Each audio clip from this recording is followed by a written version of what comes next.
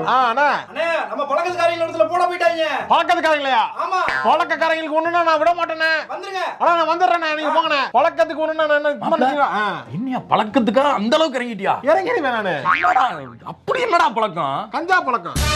கஞ்சாவா? ஆமா. போதை பழக்கமா? போதை பழக்கம். கெட்ட பழக்கமா? அதான் அடிக்கும் போது ஒருத்தர பழகி அப்படியே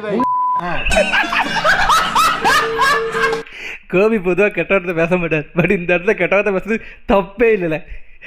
இந்த வீடியோ வந்து நிறைய பேர் பார்த்துருப்பீங்கன்னு நினைக்கிறேன். பார்க்கலாம் கண்டிப்பாக போய் பாருங்கள், டிலீட் ஆகிறதுக்குள்ளே பாருங்கள். அது மட்டும் இல்லாமல் ஜாதி பிரியர்கள் யாரும் இருந்தால் உங்களுக்கான இந்த வீடியோவை கஷ்டப்பட்டு க்ரியேட் பண்ணியிருக்காங்க. ஸோ நீங்கள் கண்டிப்பாக பார்க்கணும், சரிங்களா? பாருங்கள், பார்த்துட்டு போய் கமெண்ட் பண்ணுங்கள்.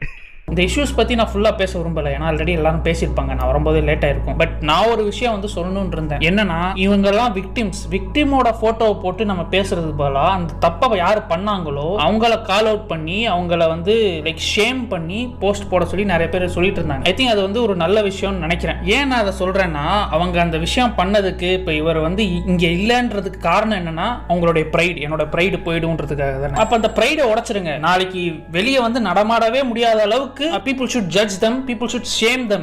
ஜேகே சொன்னது 100க்கு 100 உண்மை.